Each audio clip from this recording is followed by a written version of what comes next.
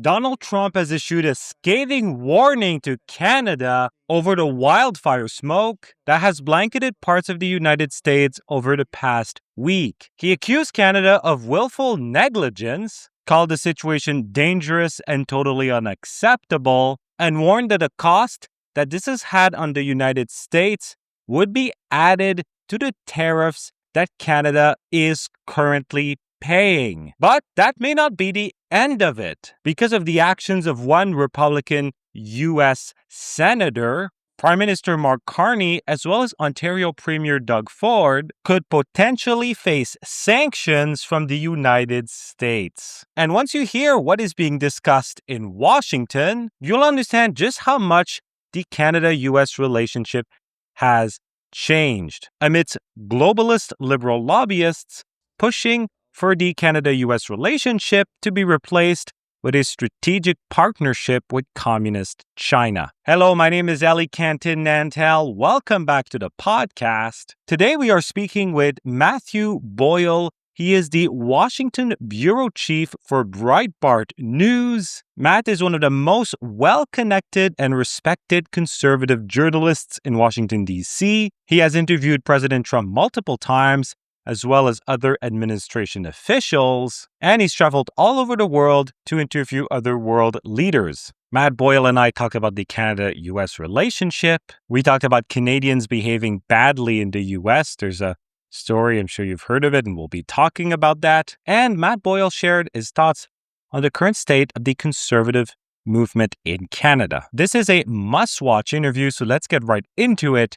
But first, be sure you're subscribed. Did you know up to 80% of my viewers are not subscribed? I'm trying to get to 25,000 subscribers, so go and hit that subscribe button. It takes a second and it's free to do so. Like, hype this video, and consider getting a paid channel membership for less than $5 a month because I take zero money in government funding and I never will. Journalism and commentary 1 year anniversary. I don't believe journalism being funded by the government is the solution. You have to rebuild the foundation. You have to retell the story. Market conservative Other news that actually matters. I hence wanted to ask. I think they should answer their questions, especially if they're politically charged. All right, well, I'm here with Matt Boyle, the Washington Bureau Chief for Breitbart and one of the top conservative journalists in America's capital. As I just mentioned, Matt, you cover Washington for Breitbart. What are some of the biggest stories, the hot topics that are happening right now in D.C. and in America? Well, last night we heard from President Trump. He delivered a primetime Oval Office address to the nation where he revealed new documents showing how the Chinese Communist Party and other malign actors around the world have targeted our election infrastructure in the United States. It was an explosive address from the president, and the fact is that there are serious election vulnerabilities here in the United States. There are major problems that we need to address on that front. I think that what the president put forward, both in his remarks and the release of these documents, is explosive. It breathes new life into the efforts here on Capitol Hill to pass the Save America Act. The bill has passed the House. The Senate, we have arcane procedures in the United States Senate, including particularly what's called the filibuster, which requires 60 votes to move most pieces of legislation they used to be all, but now certain nominees and certain other things, it's been slowly changing. But the fact is that they need 60 votes to move most pieces of legislation, including the Save America Act, unless they change the rules. Now, Senate Republicans have been, for the most part, with a few exceptions, very hesitant to try to change the rules. Their argument has been that it's a slippery slope, and if and when the Democrats are ever back in power, they will abuse having gotten rid of the filibuster for legislation to jam through a liberal radical agenda. Well, I would argue that the evidence that's now come out shows that this is a national security threat, and that the threats from the Chinese Communist Party are real. We see what they are trying to do. They're access to 220 million Americans' voter files is extremely dangerous, and what President Trump has uncovered here should breathe new life into that effort. Now, I don't know if that's going to happen or not there, but then we'll see what happens if the Senate Republicans don't do that. Then I think it gives President Trump all the justification in the world necessary to do whatever he has to from executive power to confront these serious threats to our national security. So we've had concerns about Chinese interference and other foreign interference in Canada too. And what we saw in Canada was the Liberal Party not take this seriously. In the U.S., we've seen for years now the Democrats dismiss pretty much every concern that's brought up, whether it's voting machines, whether it's the mail-in ballots, voter ID, et cetera, et cetera. Why do you think this seems to not be of concern to the left-wing elites, whether in the U.S. or Canada or maybe around the world? Why aren't the Democrats also alarmed by this? Yeah, well, first off, they benefit from voter fraud. They benefit from weaknesses in our election infrastructure. That's part of the reason why. I mean, some of them will come right out and say it. I think Democrat Senator Alyssa Slotkin was from Michigan, right on the border there. She came out and said it the other day that if the Save America Act became law, Democrats would have a tougher time winning elections. The efforts of the Chinese Communist Party in the 2020 election clearly were designed to undermine President Trump. They were literally the Chinese government was literally paying American media figures, quote unquote journalists, who were doing negative stories about President Trump to do more. Right, that's some of the stuff that came out in our Intelligence Committee reports that the president declassified last night. Now, in addition to that stuff, I would argue too that the far left in both of our countries, both Canada and the United States, has almost a common cause with communism, right? Like in that we see the rise here in the United States of the Democrat socialists, yes. Right? Like they're winning primaries all over the place. They're not that much different, frankly, than the communists, right? They believe in, a communist dictatorship, essentially. The similar type of situation in Canada. In fact, we've seen your prime minister make a secret deal with the Chinese. I don't think that he's released the terms of that secret deal, at least not as far as I've seen. For the interest of the world, it would be the prime minister should release the terms of the arrangements that he's made with the Chinese Communist Party. He has not done that yet. And frankly, that's a threat to Western civilization, right? Like, I mean, at the end of the day, you're either going to have the United States leading the free world or the Chinese Communist Party is going to lead the world, and that ain't going to be free if the Chinese are leading it. So we're in a pretty dark, dangerous situation here with the threats of China. And we're starting to finally get a clearer picture and a handle on this. We also saw the Supreme Court just a few weeks ago uphold birthright citizenship, at least for now. There are things that have come out about, and I sat with President Trump right after that day at the White House. I interviewed him that day about this. He's very disappointed in that decision, or rightfully so. But one of the things that we've learned over the last couple of years now, as this case was making its way through the Supreme Court, was that the Chinese Communist Party has weaponized the loophole of birthright citizenship that we have in our Constitution against us. They have more than 1 million people that are Chinese that grew up in China, but they were born here in the United States. So what happened is that they would send, their government-controlled apparatus would send pregnant women over to the United States to the tune of, like I said, more than 1 million of them to have their child. And then as soon as they do, they go right back to China so that they have the gift of American citizenship, but they grow up in China and are controlled by their apparatus. The Chinese Communist Party can deploy that against us. And so what we're talking about here, about voter files and data, is nothing compared to that once they start doing that, and they're going to. By the way, they absolutely are going to. They have documents that have come out that show the plans to do it. My colleague at Breitbart, Peter Schweitzer, has written a number of #1 New York Times best-selling books. That came out with one last year that detailed a lot of this stuff. And so The fact of the matter is that there's a constant fight and a struggle here about this, and hopefully the good guys up in Canada, which I know there are some, right, like, and are able to regain control of the Conservative Party and then retake control of the country and join us in this fight to save the Western civilization. Yeah, and birth tourism, Chinese birth tourism is also a problem in Canada. And we will get to the state of the conservative movement in Canada a bit later in our interview. But first, I wanted to ask you, you interviewed Secretary of Homeland Security Mark Wayne Mullen just recently. And in that interview, which I looked over this morning, he talked about Canada and the northern border. What did he say about that issue? Yeah, so the interview that we did was in the middle of we had seen the first few games of the World Cup. And so what was happening here is that apparently, I mean, look, the border that the U.S. has with Canada is even bigger, much bigger than the border that we have with Mexico. Huge. And there are huge portions of it that are totally unprotected. So what they're finding is that there are people coming across the border from Canada into the United States. In some cases, they're like Iranians, right? Like a lot of that has to do with the World Cup and whatnot. But the fact is that there is an intense focus right now, I think, from the Trump administration and from members of Congress here on trying to secure our border with Canada, in addition to our border with Mexico. We have to have secure borders. Look, we want to have a good working relationship with everybody in the world. We want to have good trade. We want to have good, travel back and forth. Sometimes that means immigration. Sometimes that means more tourism. Yes. But the fact is that we have to know who's coming in, right? Like we have to have for national security reasons, for economic reasons, for public safety reasons.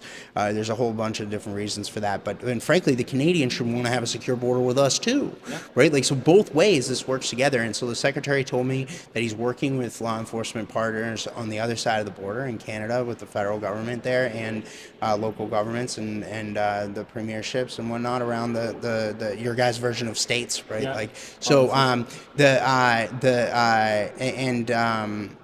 to try to solve this problem, but it's definitely a focus of the Trump administration.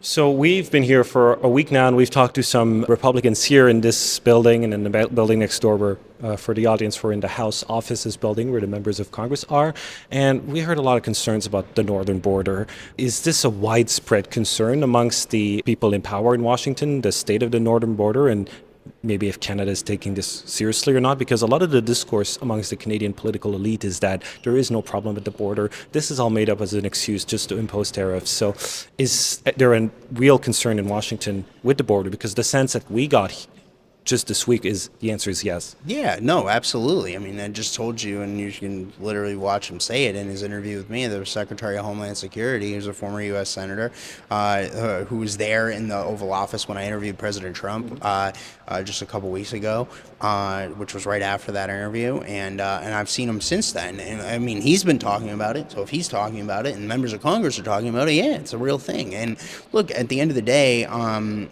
we need to know who's coming in and whatnot. And again, especially as the Canadian government continues to get closer and closer to China, this starts to become more and more of a serious threat for us, right? Like, and so we hope that the Canadians come back our way. Like, we don't want them making secret deals with China. We want Mark Carney to release the terms of his deal and then to back out of the deal and then to make a deal with America.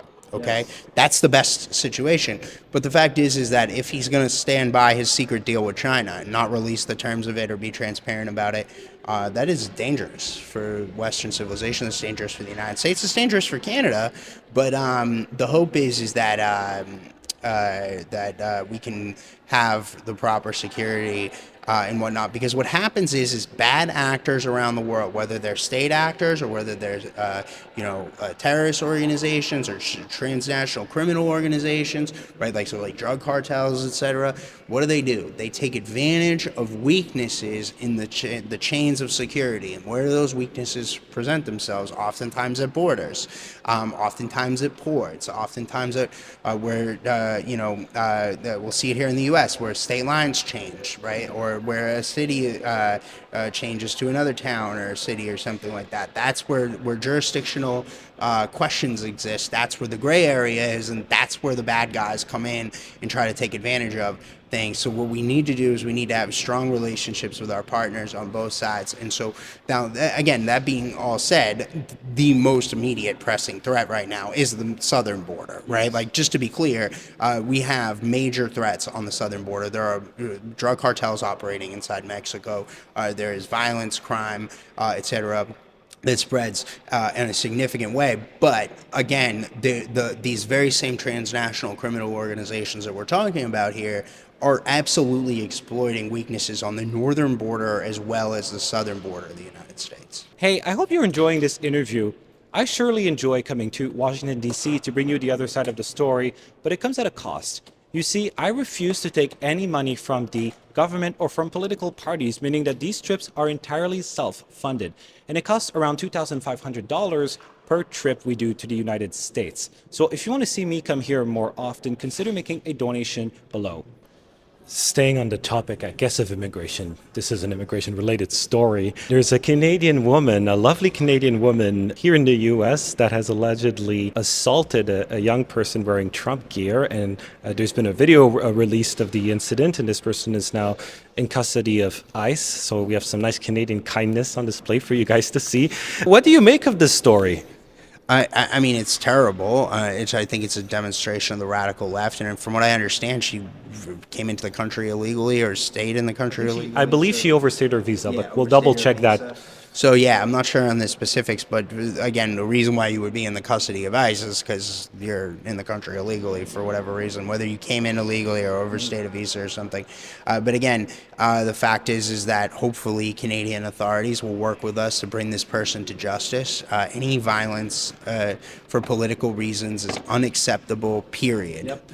Unacceptable, period. So I would certainly hope that we hear from the Prime Minister, from the leader of the Conservative Party, so from both Prime Minister Carney and Pierre Poilievre, that they should both speak out against this violence that was conducted by a radical leftist against a Trump supporter. There should be zero tolerance for this in Canada. There should be zero tolerance for this in the United States. It's unacceptable, period. And I hope that this person is brought to justice at the full extent of the law in both countries. Absolutely, I would agree with you. So Matt, initially, so for the audience behind us, there's these big, great balconies, and when you go on them, you see the Capitol in the background. And initially, my producer and I had thought about doing our interview there, but we can't because there is thick smoke from Canadian wildfires all over Washington, D.C. and over other parts of the United States. There's been a lot of anger and dissatisfaction from Americans and Americans official towards Canada about this. There's one senator that even proposed sanctioning Canada for failing to manage its forests and the wildfires. Politicians like Carney and Ford say that we should help when they could have avoided this problem. It's disgusting. We're going to put sanctions on them. That means holding their assets, making certain that they don't have visas. We're going to put tariffs, as President Trump talked about it, because we have to make certain that the people who are suffering get compensated. What are your thoughts on the situation? Yeah, well, frankly, the quality of the air outside is terrible right now here in Washington, D.C. It's been that way, and I was literally just watching a baseball game. I'm a Red Sox fan from Boston originally, and apparently it was really bad in Boston for several days, though it's cleared up a little bit there now, and apparently New York City has gotten a lot of it, right, the brunt of it. Every American who has health issues as a result of Canadian mismanagement of wildfires should personally send their healthcare bill to Prime Minister Carney. He should be held personally liable for this.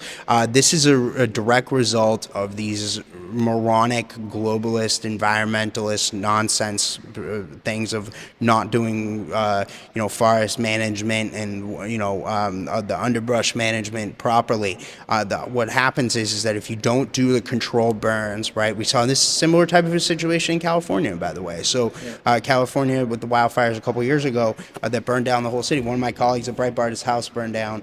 His house for almost 30 years. But the fact is that these stupid policies from these liberals, environmentalists, lead to this entirely preventable, right? Like entirely preventable. Now, the idea from Senator Marino, as you mentioned, from Ohio, a great U.S. Senator, by the way, up-and-coming star. He's going to be a force to be reckoned with in the United States Senate for years and years to come. he put forward the idea of sanctions. Yeah, I think we should sanction the prime minister personally, right? Like, again, I think that he should be subpoenaed to testify before Congress and explain this stuff. There should be investigations here in the United States because there are going to be major health consequences for this. Again, the air quality. I mean, you go outside here in Washington D.C. right now, you cannot help but notice the smell of smoke everywhere, and this is because of liberal idiocy in Canada that this is happening. So, like, it's moronic. It didn't need to happen, and it's only happening because of these environmental psychopaths. And again, the only reason why the environmental psychopaths are in power is because the conservatives don't have it together up there. And that's what we need to see, is the Conservative Party get it together to take back power from these people. Because this Carney guy, he still refuses to, like, have a serious adult meeting with President Trump, who's the leader of the free world and the president of the United States. There's no deal. We passed the July 1 deadline for CUSMA. Right. It's totally ridiculous. And so they keep saying, oh, the thing extends indefinitely, whatever, blah, blah, blah. No. Okay, so here's the fact of the matter is that the adult thing to do, if you are not a petulant little liberal child, is to get on a plane. It's a 2-hour flight from by maybe 90 minutes if he's on the government plane, right? From Ottawa to Washington, and go set up a meeting with the president, who's the most reasonable person in the world. I was literally with him 2 weeks ago. Go talk to him and go lay out your terms and what you're looking for, and and hash this thing out. He refuses to do it, yet he hosts Barack Obama, who's never coming back. Let me be clear. Barack Obama will never be president of the United States again, no matter how many times the Canadian Liberals host him in Canada. He's never coming back. It's over. He's done. Donald Trump's the president, and the next president's probably going to be his vice president, J.D. Vance. And so when that again, this behavior by these petulant liberals is only hurting your country. And the only reason why they're in power is because the conservatives don't have it together. So the hope here is that the conservatives will figure it out. We laugh at Pierre Poilievre here in the conservative movement in the United States. We don't think that he has what it takes to ever become the prime minister. So let me be clear. If the Conservative Party in Canada wants to retake power in a serious way and govern with real policies, we need to see somebody else. It cannot be Pierre. Maybe a nice guy. I don't know. I've never met him. But the fact is that, like I said, he's literally a punchline to those of us here. Now, believe me, I've been doing this for a long time. I've been at Breitbart for close to 14 years. I've been around the conservative movement here in the United States for close to 20. The fact is that I've seen good times and bad times, right? I got my start when Barack Obama was the president, and it was really dark for conservatives here in the United States. We had people like Mitt Romney and Paul Ryan leading the Republican Party. That's what this guy reminds me of. It's like that, right? Like, they like to lose gracefully and then get along with the other side and not actually do anything. We went through a real serious process here inside the Republican Party and inside the conservative movement of extricating these bad guys and then bringing in good ones. The halls of Congress now, we're in the House, are filled with good members in the House. The Senate's not all the way there yet, but it's getting there. You guys need to go through something similar in the conservative movement up in Canada, and I hope that that is going to happen in the coming days, weeks, months, years ahead, because frankly, it would be sad to see Canada become a Chinese province. I was going to ask you about Pierre, but you kind of already answered the question. I was going to ask you your thoughts, because there is increasing frustrations, and I say this as somebody who wanted to see Pierre run for leader years before he actually did. I say this as someone who voted for him. There is objectively, as a news person, I have to be objective, there is growing frustration in Canada with Pierre Poilievre amongst some of the conservative base.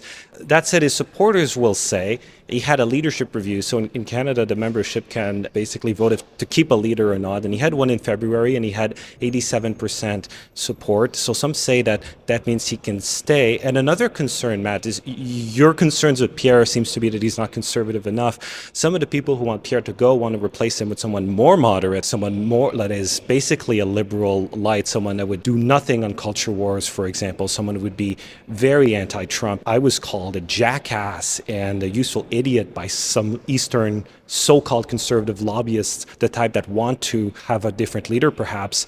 because I'm here. What do you say to the concern that, well, yeah, Pierre may not be like a U.S. Republican, but that the alternatives could be a lot worse in the view of somebody like yourself?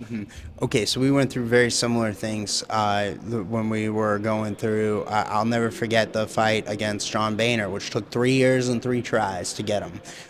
We started it in late 2012 when I first started. Just for Canadians, who is this guy? John Boehner is the former Speaker of the House. So he was the Speaker of the House when Barack Obama was the president, right? So Republicans won the House in 2010.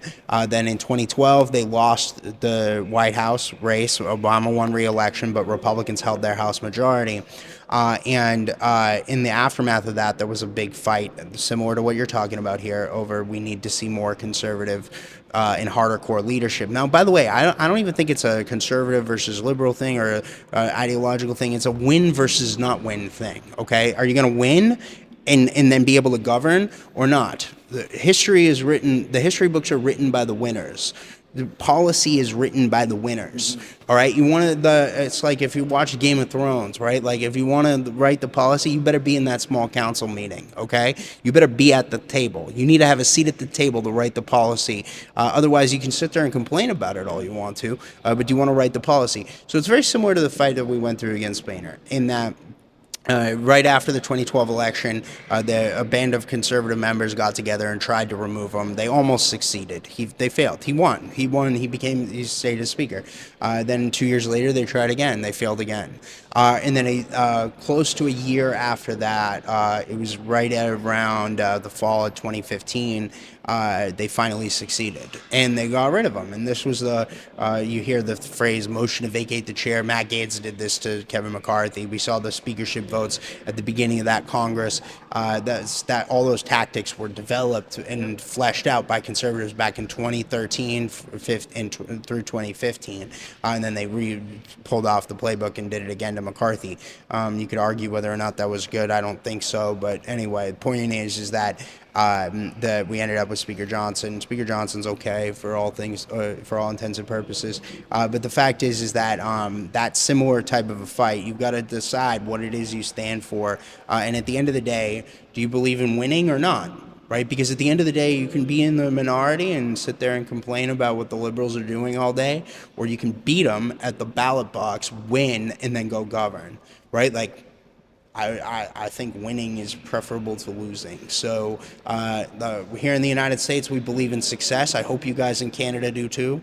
I have similar conversations with a lot of my friends over in Europe, right? Like a lot of them have like much more like, parliamentary systems. I know you guys do too, but serious like coalition governments and stuff that come together.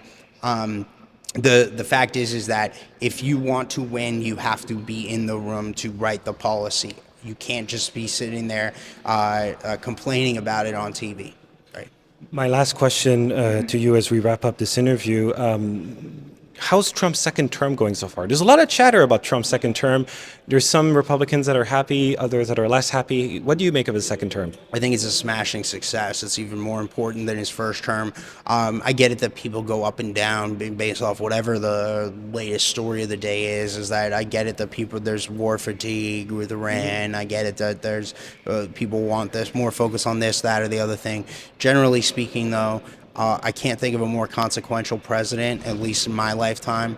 I was born at the very end of the Ronald Reagan administration, 1987, so, I didn't get to see much of the Reagan presidency. I heard about it later in life. That's the closest thing I can think of to this, but it's bigger than that, I think, even.